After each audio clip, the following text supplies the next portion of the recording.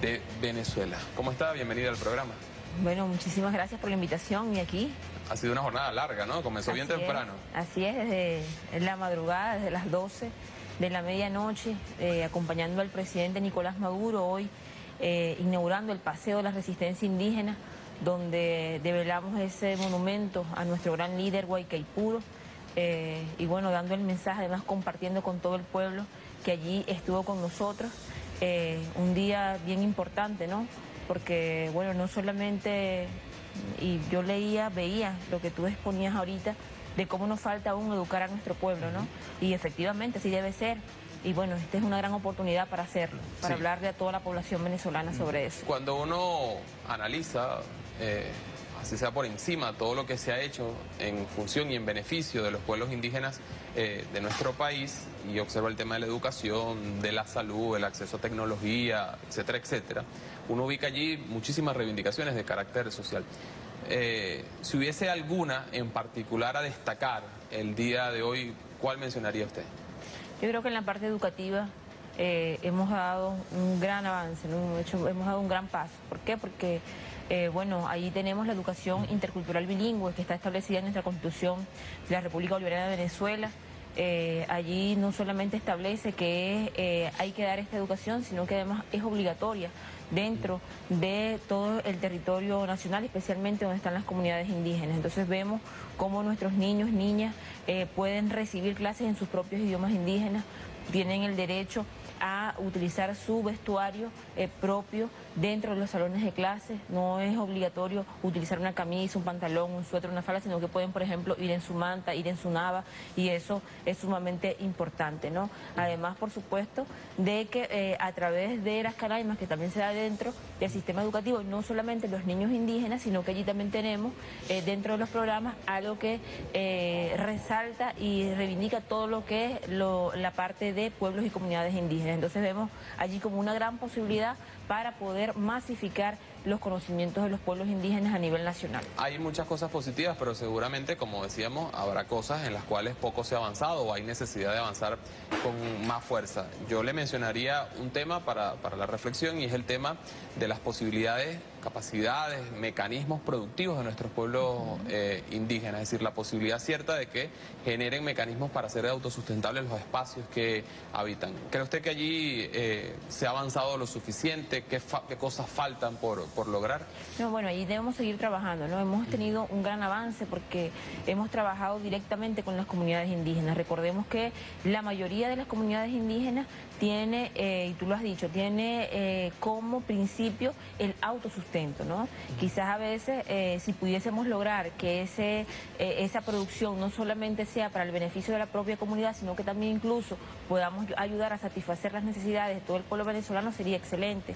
Estoy segura que allí tendríamos mucho que aportar. Por ejemplo, que pudiéramos nosotros llevar mucho más allá del Amazonas, de la zona cariña, y que los pueblos indígenas puedan incluso explotar, por ejemplo, la producción de mañoco, la producción de casabe, la producción de maná, que son productos que normalmente uno ve en esa zona, pero que mucha gente consume, y que yo creo que desde los pueblos indígenas podríamos nosotros potenciar mucho más, ¿no?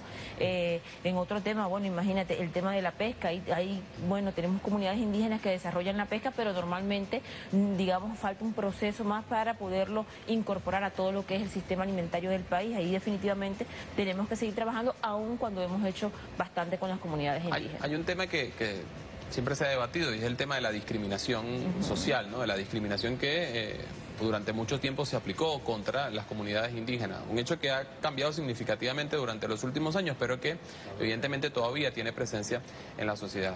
Probablemente quedó como para el pasado, pero es bueno siempre mencionarlo en aras de la reflexión, aquello de utilizarlo de indio como algo peyorativo, algo feo, algo mal visto, ¿no? ¿Qué tanto ha cambiado esa realidad y cómo las nuevas generaciones probablemente están asumiendo el tema de la presencia en territorio de nuestras comunidades indígenas y el respeto y la convivencia que hay que tener? Fíjate, yo creo que el comandante Chávez tuvo un gran proceso de formación con todo su pueblo, ¿no? y entre ellos están los pueblos indígenas.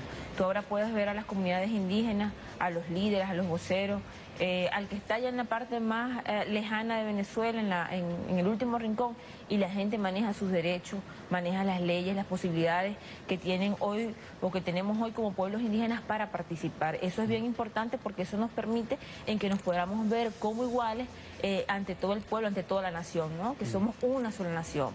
Ahora, hay gente que todavía tiene una mentalidad discriminatoria hacia los pueblos, y eso lo podemos ver sobre todo en la derecha. Cuando, por ejemplo, nosotros vemos, y nos pasó hace poco, hicimos un desfile y ahí había participación de los pueblos indígenas, y que decían ellos que eran unos indígenas disfrazados, porque es que no saben, no ven más allá, o como ellos lo hicieron por muchos años, disfrazar a personas, traer a la persona aquí, disfrazarlos de indígenas, pero no se dan cuenta de que en Venezuela existen 40 pueblos indígenas, muchos de ellos aún tienen y mantienen su cultura bien arraigada, como por ejemplo el pueblo Yanomami, el pueblo Joti, que bueno, que está en Guayugo, que mantiene su idioma, que no habla castellano, y aún lo tenemos. Entonces allí todavía vemos en algunos sectores cómo hay un proceso discriminatorio, cómo hay una ofensa, porque no ven en el pueblo indígena una capacidad de crecer, de participar, de avanzar como lo está haciendo. Ese tema quisiera conectarlo con otro que también es bastante sensible, si bien no es algo masivo, porque realmente no lo es. Uno sí observa en algunas ciudades todavía del país la presencia de integrantes de comunidades indígenas en algunas de las vías principales, en algunos espacios céntricos, obviamente en condiciones bastante de deterioro en el sentido de las características de los espacios que habitan, ¿no? ¿Esto cómo viene siendo atendido? ¿El Estado venezolano cómo ataca esta situación? Porque es algo también bastante serio, ¿no? Así es, claro. Desde el Ministerio de Pueblos Indígenas, allí hay una política de atención a las comunidades indígenas desde los orígenes, ¿no? Desde su comunidad. Nosotros tenemos una realidad lamentable y eso no significa nosotros que digamos que somos revolucionarios, está todo perfecto, al contrario, ahora es que nos faltan cosas por hacer, y entre ellos está seguir buscando erradicar estas situaciones, ¿no? Nosotros tenemos dos pueblos, digamos, identificados, o diríamos tres pueblos identificados que tienen lamentablemente esa mala práctica, porque eso fue algo heredado, que por muchos años habían unos hombres, yo recuerdo que cuando se crea el Ministerio de Pueblos Indígenas, habían hombres que traían en autobuses, en camionetas a los indígenas a pedir, sobre todo aquí en Caracas, en Valencia. Aquí en Caracas lo hemos logrado erradicar en gran parte, a veces por allí tenemos algunos compañeros que de una vez inmediatamente atendemos. Esas condiciones como de esclavitud, ¿no? Había un proceso, ¿por qué? Porque bueno, imagínate, tú sabes cómo es el pueblo venezolano de noble. Al ver a un niño, al ver a una niña, a una mujer, inmediatamente detiene la mano y da recursos. Sí. Entonces mucha gente se explota. Una vez nosotros encontramos una situación que estaba en el metro en Petare, y había un hombre que en la noche, después que ellos se reunían nuevamente, les quitaba el dinero y lo único que les daba era una Coca-Cola y pan. Imagínate tú. Entonces ahí por supuesto tomamos las acciones, llevamos, pero quedó alguna práctica, lamentablemente en algunos indígenas, que ahí estamos luchando, sobre todo en el tema de vivienda, para poder estabilizar las comunidades, sobre todo en el pueblo Guarao, algunos miembros, no puedo decir que todos, también en el pueblo Yupa y el pueblo Jibi, son los que lamentablemente se desplazan a algunas principales ciudades, como por ejemplo Valencia, Lara, también tenemos en Táchira, y allí hemos estado atendiendo, pero lo debemos hacer desde la comunidad de origen, porque lo que alegan es que de pronto en la comunidad de origen no se está atendiendo, para poder entonces allí consolidar la revolución, claro, todos los proyectos, y que se puedan atender y no tengan esa necesidad de venir a Caracas. Que se ven obligados a salir, claro, por subsistencia en muchos casos. En algunos casos es por eso, en otros casos es bueno por mala costumbre, es más fácil, claro, obtener el dinero, porque es que tienen dinero. Muchas veces tú vas y puedes ir a una comunidad, por ejemplo, en Barrancos del Orinoco, ellos habitan en una zona que antes era un muelle,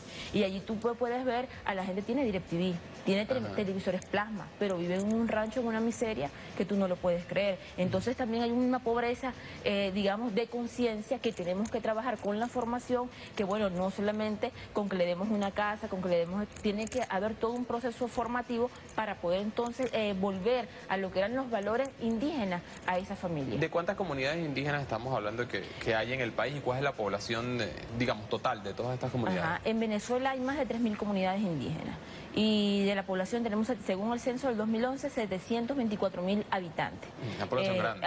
Sí, y estoy segura que somos un poco más, porque bueno, hay comunidades indígenas que son nómadas, como las comunidades Yanomami, por ejemplo. Estoy segura que nosotros dentro del censo no pudimos tocar todas las comunidades indígenas Yanomami, seguramente tocamos los principales centros poblados, pero no esas que se desplazan, que hoy están aquí, pero dentro de 2 meses pueden estar en otro lado, porque ellos se van moviendo a medida también de cómo se va manejando el ambiente, cómo, bueno, según la naturaleza nos va diciendo cuál es el mejor sitio para estar, pues.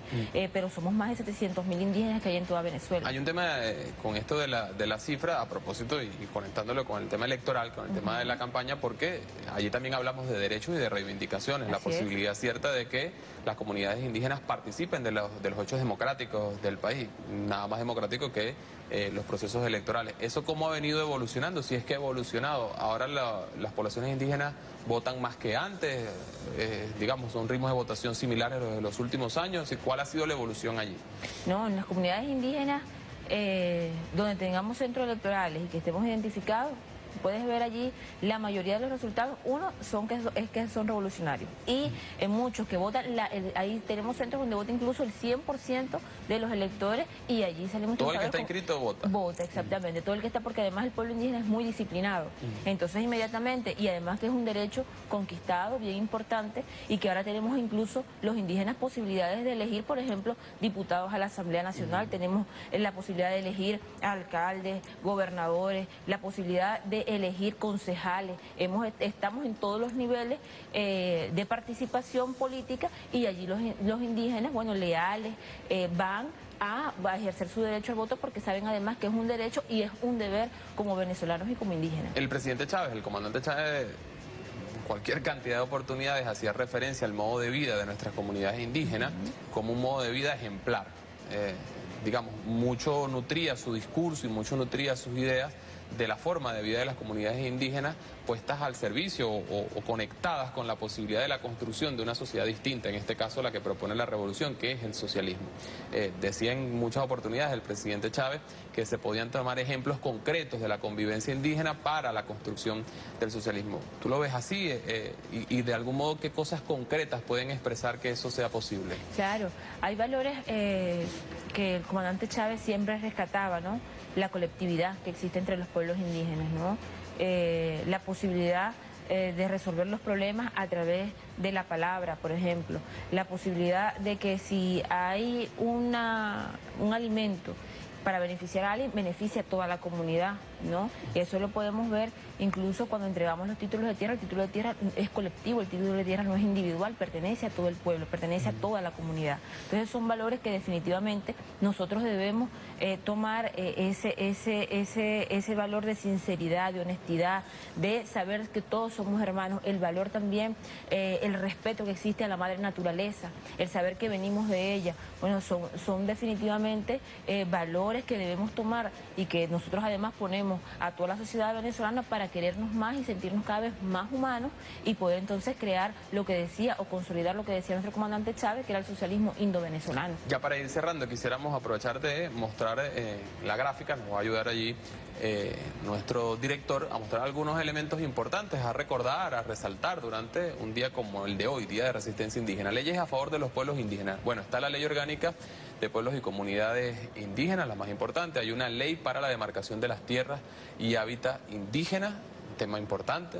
Sí. La Ley de Idiomas y Artesanos Indígenas. Son 3 instrumentos legales que de algún modo han marcado diferencia en la forma de vida de nuestros pueblos hoy en día. Ese tema de los idiomas y los artesanos indígenas es importante. ¿Algún comentario allí, Aloha? Mira, yo creo que si me permites, no solamente voy a hablar de la ley de artesanos porque fíjate lo que está allí, ¿no? Pero además estamos en la Constitución que antes no existíamos, ¿no? Eso es bien importante destacarlo. Tenemos un capítulo especial para pueblos y comunidades indígenas dentro de la Constitución. Sí. Y además está la Ley Orgánica de Pueblos Indígenas que desarrolla la cantidad de derechos de pueblos indígenas y de allí esa cantidad de leyes. Bueno, en el ámbito de artesanos es tú sabes que tanto hombres como mujeres dentro de pueblos indígenas es fundamental y es un trabajo propio de los pueblos y comunidades indígenas trabajar la artesanía, ¿no? Entonces aquí simplemente más bien viene a organizar lo que son los pueblos pueblos y comunidades indígenas. La ley de idiomas, bueno, imagínate, ahora nosotros tenemos la posibilidad de hablar nuestros idiomas indígenas, antes eso no era posible.